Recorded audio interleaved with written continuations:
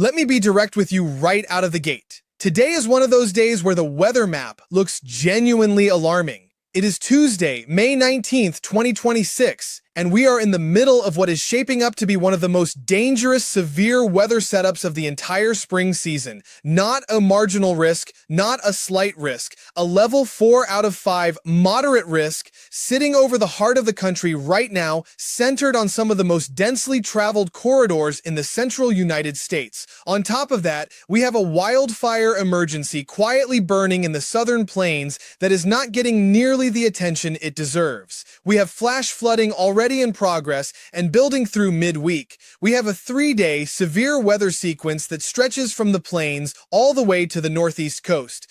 And beyond all of that, a longer range pattern that has some very serious implications heading into Memorial Day weekend and the opening days of June. This is a dense forecast. Every part of it matters. Let's get into it from the top. Here is the fundamental setup driving everything you are about to hear. A massive trough is digging down across the western United States, extending into the Great Basin and the desert southwest. Downstream from that trough, a large area of high pressure is anchored over the eastern United States, keeping warm, moist, and deeply unstable air locked in place at the surface across the plains and into the Ohio Valley. When cold air at altitude runs into that warm, moist surface layer, the atmosphere becomes a loaded gun. And today, that trigger is being pulled. The Storm Prediction Center has issued a level 4 out of 5, moderate risk, for severe weather today. That is the second highest category on their scale, and it is not issued casually. The moderate risk zone is centered on the Kansas City metro area, extending down through Lincoln, Nebraska, Topeka, and Wichita, Kansas. If you are in any of those cities right now, you are in the highest risk corridor in the entire country today, and you need to be treating this afternoon and evening with the full seriousness that rating demands. By the way, if you'd like specific weather forecasts for your region or city, please leave them in the comments. I'll answer them individually as time allows. Also, if you like the video and subscribe to my channel, you'd be very grateful. Now let's move on. What does that level 4 risk mean in practical terms? We are talking about the possibility of EF3 or stronger tornadoes, violent, long-track storms capable of extensive structural damage. We are talking about wind gusts reaching 80 miles per hour. We are talking about baseball-sized hail. These are not the lower end of the severe weather spectrum. These are the kinds of events that change neighborhoods permanently. The primary severe weather window today is 3 p.m. to 9 p.m. That is when supercell thunderstorms are expected to develop individually, with the potential to produce those significant long-track tornadoes before eventually consolidating into a squall line later in the evening. Once that line forms, the tornado threat from discrete supercells decreases somewhat, but the damaging wind threat increases sharply, and spin-up tornadoes embedded within the leading edge of that line remain possible throughout the overnight hours and into early Tuesday morning. The atmospheric instability values today are remarkable. We are seeing 4,000 to 5,000 joules per kilogram of surface-based instability across the moderate risk zone. For reference, yesterday, a large tornado was confirmed in Nebraska under similar conditions. The rotation values in the atmosphere today across northeast Kansas and into northwestern Missouri are running between 33 and 44 out of 10 on the storm relative helicity scale, essentially identical to the environment that produced that Nebraska tornado. Take that comparison seriously. Let's break this down city by city and region by region, because the geographic specifics matter enormously on a day like today. For Kansas City, you are at the center of the moderate risk zone. The combination of extreme instability, strong wind shear, and an approaching surface low makes this metro area one of the most directly targeted locations in the country this afternoon. The tornado threat here is real and significant. Know where your shelter is before 3 p.m. If you are in a mobile home or a vehicle this evening, you need a plan that puts you in a sturdy structure with an interior room on the lowest floor.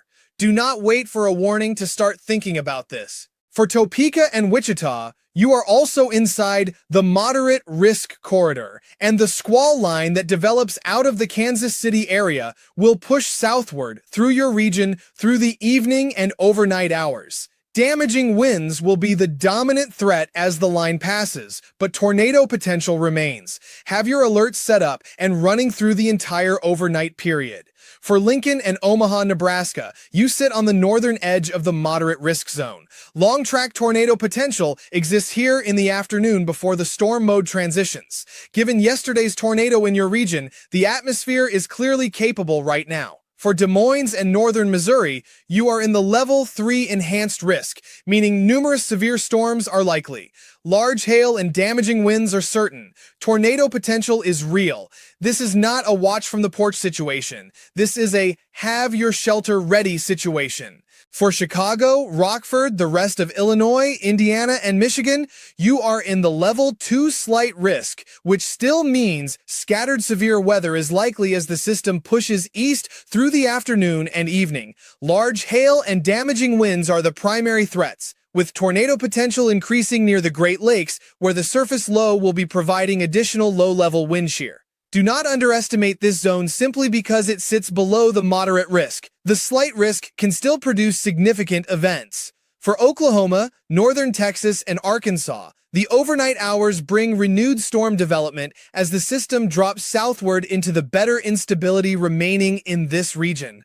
The strong tornado threat should be diminishing by then, but spin-up tornadoes with the squall line remain possible, and those are notoriously difficult to warn for because they form and dissipate quickly. Multiple alert sources running through the overnight is non-negotiable if you are in this corridor. For Dallas-Fort Worth, Texarkana, and Little Rock, a new convective system may develop in your area on Tuesday around late morning into early afternoon, bringing its own severe weather risk on top of whatever moves through overnight. Heavy rainfall will accompany this, adding a flash flooding dimension to your Tuesday as well. Be alert to both threats simultaneously. For Houston, New Orleans, Shreveport, Baton Rouge, Lake Charles, and Jackson, Mississippi, Tuesday evening brings storm potential into your region as the system continues its southward and eastward progression. Monitor your local forecast closely for Tuesday afternoon and evening.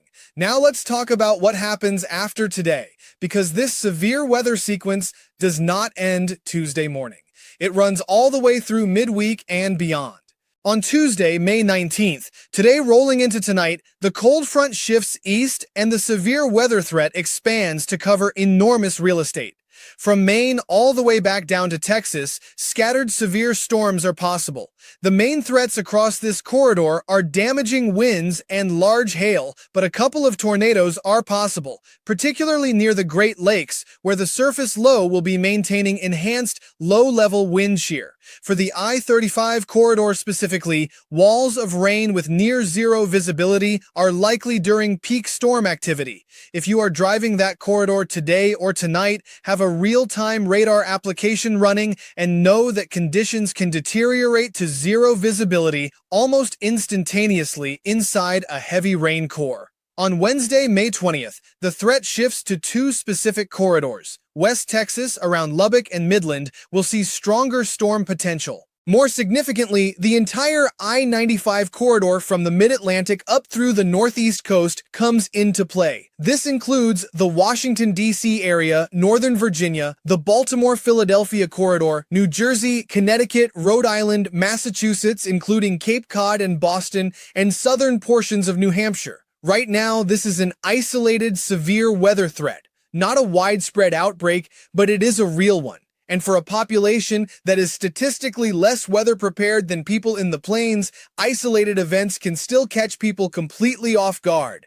Thursday brings another round of storm focus to the Deep South and Gulf Coast states. Friday, a new system brings rain back to the Midwest and Ohio Valley. Saturday and Sunday, the wet pattern continues across the Ohio Valley, the Northeast, and the Deep South. This is not a pattern that takes a break this week. It keeps reloading. Now let's talk about flash flooding because it may actually be the underreported danger of this entire week. Through Wednesday morning, the heaviest rainfall totals will be focused across the Ohio Valley, particularly Indiana, downstate Illinois, Missouri, and the Ozarks, eastern Kansas, and down through Texas. In the orange zones on the rainfall maps, we are talking 1 to 2 inches. In the red zones, 2 to 3 inches. And those figures are conservative. Pockets within the heaviest storm cores could see well above 3 inches in a short period, and these totals are falling on soil that is already heavily saturated from recent rainfall. The moderate risk for flash flooding today is centered specifically on Kansas City, St. Joseph, Topeka, Jefferson City, and Springfield, Missouri. Moderate flash flood risk means significant flash floods are likely in these areas. If you are in those cities, you need to be watching water levels near any creek, stream, or low-lying roadway as aggressively as you are watching the tornado threat. Turn around, don't drown is not a cliche. Flooded roads kill people every single year, and this week's setup is capable of producing exactly those conditions. As we extend the rainfall outlook through next Monday, May 25th, Texas and Louisiana begin to absorb substantial totals. The Houston area could be looking at 6 to 10 inches of rainfall by Memorial Day weekend. That is enough to raise serious flash flooding concerns for the Houston metro and extend them northward through central and east Texas and into southern Arkansas. The flooding story this week is not just today's event, it builds and compounds through the entire 7-day period. Now, let's address the fire weather emergency that is happening simultaneously and getting far less attention than it deserves. Right now, today, the Texas Panhandle, the Oklahoma Panhandle, southwest Kansas, southeastern Colorado, and eastern New Mexico are under an extremely critical fire weather watch, the highest category on the fire weather scale. In those areas, relative humidity values are sitting between 5 and 10%. Wind gusts are strong and sustained, and the soil and vegetation in this region are in extreme to exceptional drought, the two worst categories on the drought monitor. That combination of single-digit humidity, strong winds, and critically dry fuel creates conditions where a single spark can produce a fast-moving, uncontrollable wildfire within minutes. Open burning is not recommended in this zone. In many areas, it is actively prohibited. If you are in the Texas Panhandle around Amarillo or Lubbock or anywhere in the Oklahoma Panhandle or eastern New Mexico, you need to understand that the fire risk today is genuinely extreme. Any outdoor fire, any spark, in these conditions is a potential disaster. The Santa Fe and Albuquerque areas of New Mexico also fall within the critical fire weather zone today, and even into Northern California, an elevated fire weather concern exists. The drought footprint driving these conditions is wide and deep.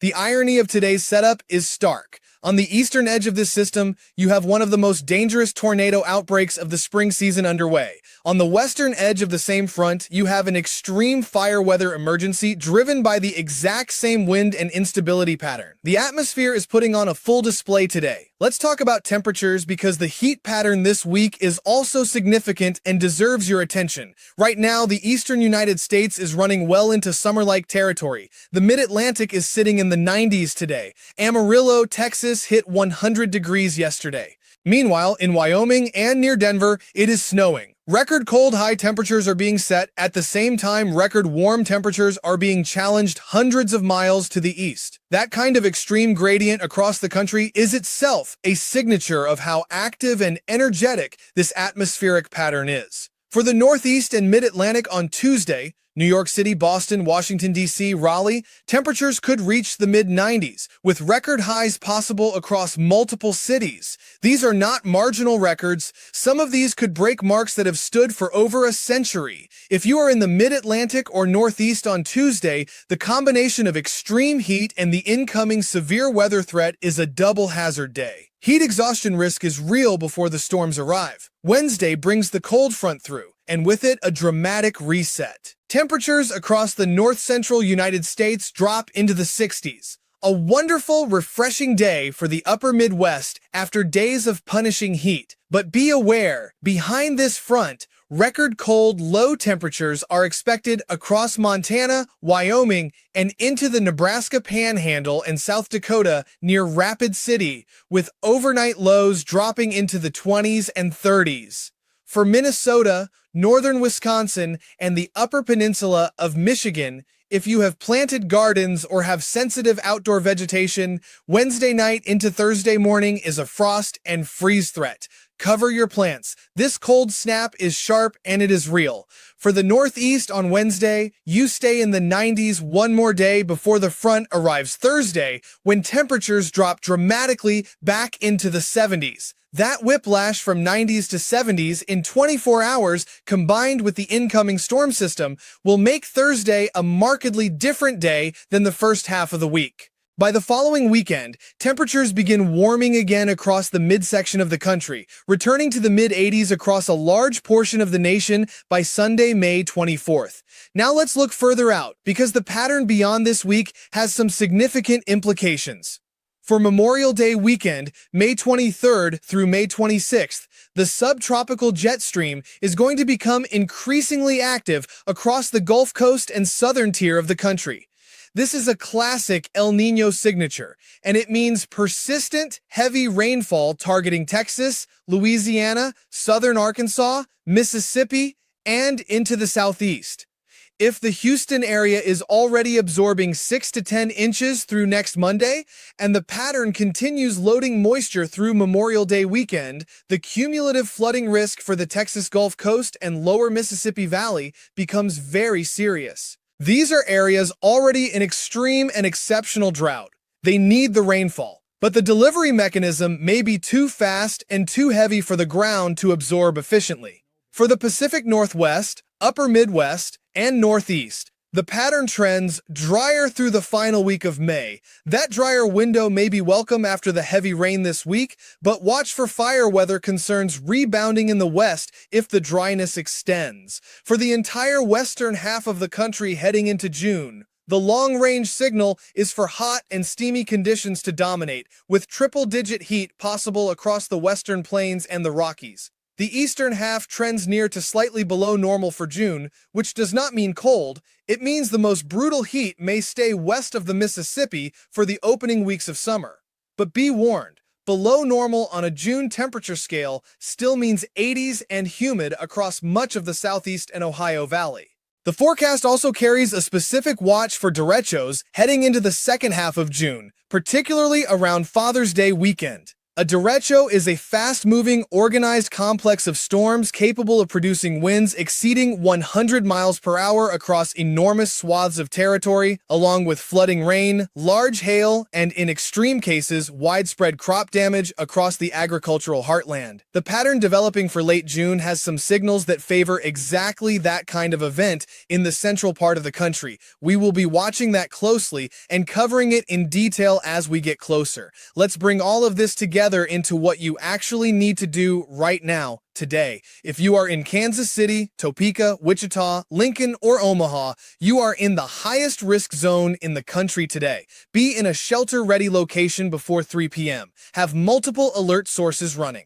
Do not be driving during the 3 to 9 p.m. window unless absolutely necessary. And if you are, know exactly where the nearest sturdy building is at every point along your route. If you are in Des Moines, northern Missouri, Oklahoma, or Chicago, you are in a significant severe weather zone today through tonight. Stay alert, stay informed, and stay prepared through the overnight hours. The threat does not end at sunset. If you are along the I-35 corridor anywhere between Kansas City and Dallas, expect extremely dangerous driving conditions during peak storm activity, including near-zero visibility, sudden large hail, and potential tornado activity. Do not drive through what you cannot see. If you are in Kansas City, Topeka, Jefferson City, or Springfield, Missouri specifically, your flash flooding risk today equals your tornado risk. Both are serious. Both are life-threatening under the right circumstances. Do not drive flooded roads. If you are in the Texas Panhandle, Oklahoma Panhandle, or eastern New Mexico, no outdoor burning. None. The fire weather emergency is real and active today. If you are in the Northeast or Mid-Atlantic, enjoy Tuesday's warmth if you choose.